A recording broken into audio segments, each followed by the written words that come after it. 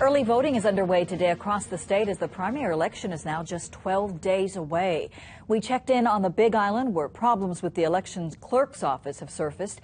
KITV4's Catherine Cruz here with our top story tonight. Catherine. Well, Paula, there's been some hand-wringing over a missed mailing deadline, some errors on voter registration cards, and some difficulty in getting just general information, election information. County election clerk Janae Kawauchi says she plans to address those issues at a news conference in the next day or so. Hilo voters ready to cast their ballots did so today, some with no problems. I went in, I saw the ballot, and I knew what I wanted to do. Others had issues with spoiled paper ballots. I had to go back in, and they had and revote, and eventually I think, forget it. County Clerk Janae Kawauchi was on hand to oversee the first day of walk-in voting. Early walk-in voting, it appears to be going very well. Voters are coming in, things are going smoothly. Kawauchi wouldn't address questions about the recent friction with the state elections office, saying she would address questions raised about the unexpected closure of the Hilo office and the reason why she met with state lawyers at a later date. Here on Oahu, at least one Senate candidate who voted early is calling for review of the structure of the elections office in light of the Big Island election flap.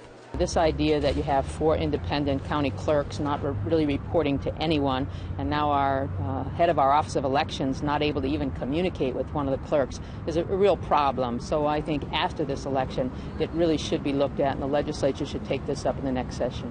Candidate Ed Case, who also voted at Honolulu Hale today, isn't convinced the current system should be thrown out. And I assume that all of them are trying very hard to work it out. And I've never been through an election where at the end of the day I wasn't confident in the process, whether I won or lost. I always thought that the election folks delivered a fair election, and I have no reason whatsoever to believe it's going to be different this time.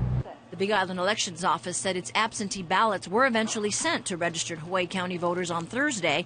It also clarified that of the 100,000 yellow voter registration cards that were mailed out, only 175 will have to be resent because of precinct errors. The office is still, however, trying to track down another 5,000 residents whose cards were returned in the mail because of bad addresses. And we can tell you that Kawauchi spoke with the state elections office by phone today, but she wouldn't talk about how that went. So was this blown out of proportion? Is there any evidence of criminal wrongdoing? And was there a good reason why there's been this lack of communication?